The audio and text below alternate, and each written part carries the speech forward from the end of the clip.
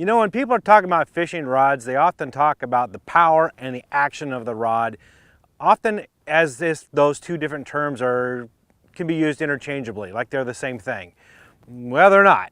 They are two distinct different things that explain the characteristics of the rod, and knowing what those are will help you select the right rod for the fishing conditions that you're fishing and will enable you to catch more fish. So let's kind of dive right into it about the definitions first, and then we're going to talk about how that relates to the different types of fishing techniques and lures and lines and all that stuff, right? So first of all, let's define it. The action of the rod.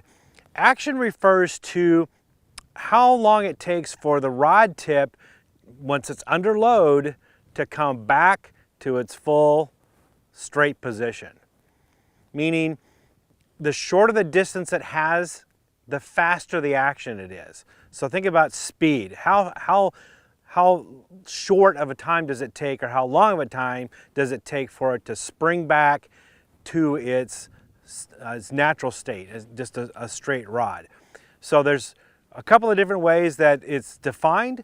From the shortest amount of time, which would be extra fast, then there's fast, moderate, and then slow.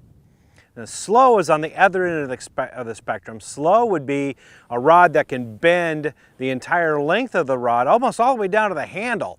So because it's bent an awful lot through the whole length of it, it takes a longer amount of time for it to come back to its resting state once the load is removed. Hence, it's slow, right?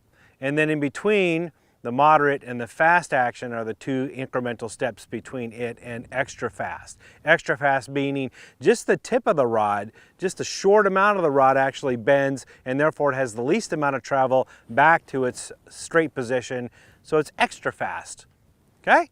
All right, I got that defined. Power, on the other hand, is the resistance to that bend, to that force to bend it, how much force it takes actually, or the resistance that it takes to bend the rod. And that's determined by the taper of the rod and the wall thickness of the rod.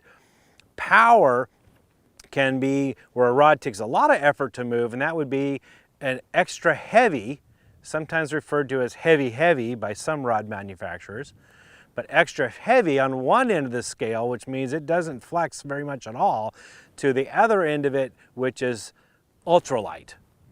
So the whole spectrum of it will have from ultralight to medium, medium heavy, heavy, and then extra heavy, or sometimes referred to as heavy. Extra heavy and heavy are interchangeable. Those are the same thing.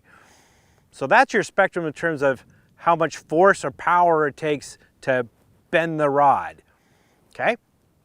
So now that we have those figured out, you would think it'd be easy for you to compare a medium heavy fast action rod, let's just say a 7'1" medium heavy extra fast rod, or medium heavy, let's just say medium heavy fast action rod. You would think it'd be easy to compare that across different manufacturers. No. Oh, do I ever wish it would be that way? It's not. There aren't any real set standards in the industry in terms of these definitions. And so one rod manufacturer's extra heavy might be another rod manufacturer's heavy, for example. Now, it's not super widespread. So for example, extra fast will be a moderate in another brand, and it's not that crazy, but you can kind of think of it in terms of like clothing. Clothing sometimes, yeah, you know, let's just say you wear an extra large shirt. Well, you can't just always go out and get an extra large shirt all the time because they don't always quite fit you right. Sometimes they're a bit too loose, or they're a bit too snug, or the sleeves on them are a bit too long or too short. So you have to try them on. You'll be in the same range. Like, you're not going to put on an extra large shirt and it's going to suddenly become a medium, right? But you still have to try it on because there's going to be variances from one brand to another, and that's what I'm talking about here with the rods. You know, you're not going to get a set standard like you would say, you know, 35 psi in a tire is 35 psi and there's no variance. You know, even if it's different manufacturers, right? It's going to vary from rod manufacturer to rod manufacturer, just slightly. So a medium power or a medium heavy power is a little bit different from one rod manufacturer to another. Same with a fast, extra fast tip, those type of things. They're going to vary just a little bit. So this is why you need to try them out and test them to see if it fits your style of fishing, which is another variable, right?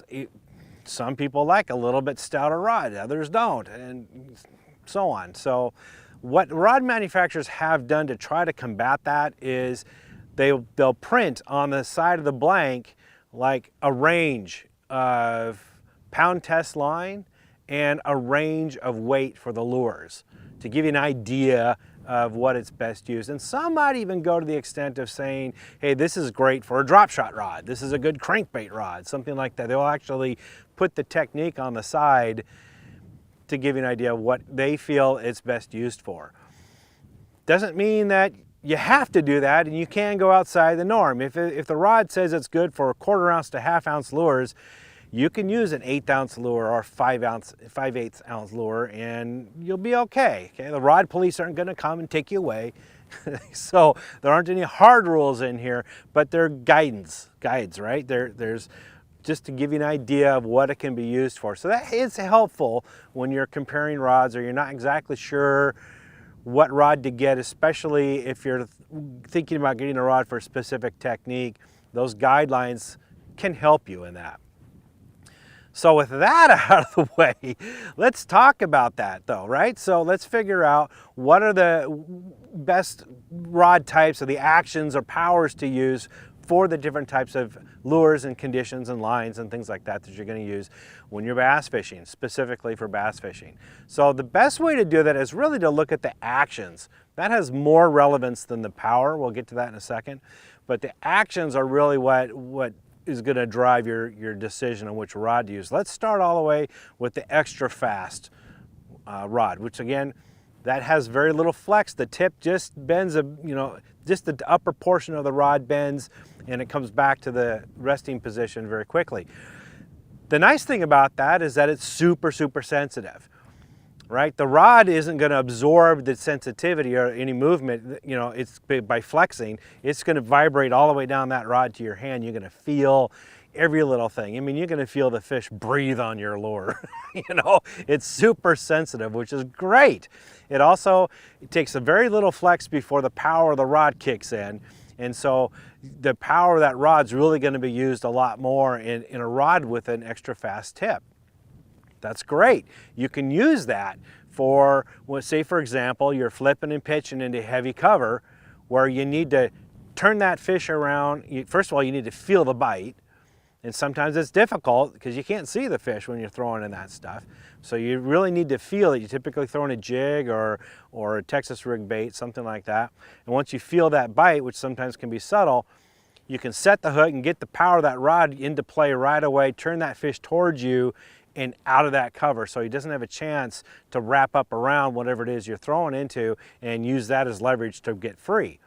So great situation for that, also for like punching into heavy mats of vegetation where the lure punches through this thick amount of matted vegetation and the bite is subtle and you've got to get that fish up and out of that stuff before he can get tangled in it. That's extra fast tip is really good for that. The downside, of course, there's always trade-offs, and an extra fast tip doesn't have much play in it, meaning when the fish gets hooked and he lunges and surges and you're playing him back to the boat or to the bank if you're fishing for the bank, that fish can make a little bit bigger hole where the hook is in, and also the line of the rod isn't going to surge and go with the fish as he surges. So you're going to at times get extra play in the line. When the fish suddenly lunges back or jumps in the air, that rod may not have enough flex in it to keep him pinned and you may end up losing the fish. All right, so there's some trade-offs in that. It's not great for fighting a fish out in open water. That's an extra fast tip isn't going to do you any favors there. So that's why you might want to move to a fast tip. A fast action rod. A fast action rod still has sensitivity to it, not quite as much as extra fast, but it's not that much of a downgrade. So you still have sensitivity to it, but now you've got this flex in it, which does several things. First of all, it does help keep a fish pinned when you're fighting them back to the boat, and it absorbs some of that impact of the fish fighting and will keep tension on the line, and therefore it'll help keep the fish pinned. It also, when you set the hook, you're not setting it quite as hard so you don't rip a hole in his face. You know, you actually embed the hook into the fish and keep them that way. Also, with the flex of a fast action rod, it aids in casting. That rod will load up and flex, and when you cast, you're using actually the rod to fling it out there like a spring, fling that lure out there, which again, an extra fast rod, it isn't very good at that. That's why extra fast rods are good for flipping and pitching, where you're not really relying on the bend of the rod to cast the rod per se. It doesn't make a very good rod for casting far distances because that tip doesn't flex much, but a fast action rod does. So it's really good for a variety of different techniques. You can use a fast action rod for casting crankbaits and for casting spinnerbaits and jigs and worms and, you know, buzz baits and topwaters. I mean, it's a fast action rod is pretty much the generic, that's kind of what you have in the majority of the rods from a bass angler's arsenal perspective. Most of the rods are going to be fast action, except for, of course, the flipping and pitching and the punching rods like I just mentioned, the ones where you need a real stout rod. Going a little bit further into moderate action, that rod has a lot of bend in it, a lot of give in it. Moderate action is something that I would recommend using for lures that have treble hooks in them. Because treble hooks, or small hooks, like a 1/0 or a size 1. Treble hooks have a small bite to them. They're usually a finer wire, so they're not as stout. So those hooks are easy to rip out of a fish's face. They're easy to bend a little bit when the fish is fighting. If you've got a stout rod or line that doesn't give, you don't have very good drag, it's easier for the fish to pull free unless you have a moderate action rod. Moderate, because it's like a big spring and it gives. Every time that fish surges, it goes with the fish, and the fish comes back, it comes back with the fish. It really keeps that tension on the line without putting a lot of pressure on the hooks itself. You're putting more of it on the rod and letting the rod do the job of absorbing that impact more so than the treble hooks. The nice thing also about having a rod like that is you can cast a light lure a long way. So light crankbaits, small crankbaits, topwaters like poppers and chuggers that you need to throw a long way, perhaps even into the wind, a moderate action rod will do the job for you. The nice thing also about treble hook lures is fish, when they grab them, they pretty much set the hook themselves. So you don't need that power to set the hook and drive a hook deep into a fish's jaw, whereas if you're flipping and pitching with a stout 5/0 thick hook or flipping hook, that's where that extra fast rod will do that for you. But it won't so much if you're using a moderate action rod. You're not going to be able to set the hook very well because it's kind of like a rubber band. It doesn't have that kind of power to it. So you have to understand about when to use these different actions for the different types of lures and cover that you're throwing in. The thicker the cover, the thicker the hook, the bigger the hook, the faster the action rod. It's kind of the way that goes there.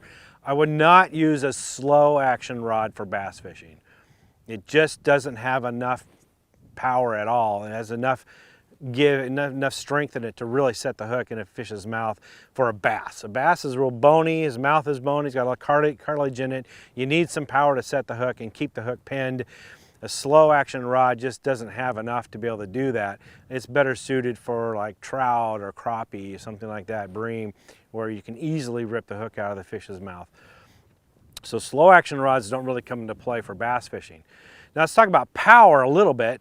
Power, again, with bass fishing, ultralight is not necessarily, that's not a normal power rod you would use for bass fishing. Now if you got a pond that's got a lot of little fish, it's fun to catch them with ultralight rods because they feel like they're 5-pounders. I mean, it's hard to set the hook, and when the fish just moves a little bit, he just bends and pulls on the rod. You're usually using 2-pound line, 4-pound test line, something like that, and you can have yourself a blast. But for normal everyday bass fishing, ultralight rods, not so much. So you want to move up a little bit in the spectrum. So a medium power still is a bit too light. You would think maybe let's use medium for crankbaits.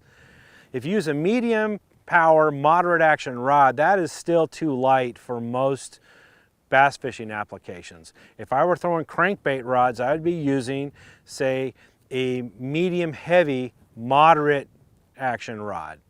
That's a good combination for most crankbaits. You can do medium, moderate if you've got crankbaits that got little teeny hooks on them, you know, small crankbaits like that have a small bite. Then, okay, a medium power, moderate action rod would do the job. But a medium heavy, moderate action rod covers most of the spectrum of most crankbaits and topwaters. It also makes actually a good Senko rod too. You know, lighter lures, light lures like Senkos. Things like that, you can cast them really far and you still have some backbone to set the hook. Typically with Senkos and soft plastic stick baits, flukes and the like, you're using maybe a 2/0 hook, nothing any bigger than that, so you've got enough power to set the hook and keep them pinned. Right, so moving up the spectrum, a medium heavy power rod is typically, that's like your bread and butter for most bass fishing applications. You're just changing the action then at that point. So I hope that helps explain a lot of it and helps you kind of figure out what to do. Hit me up, leave some questions down here on the bottom if you're not sure, and I'll jump on them and I'll answer them for you.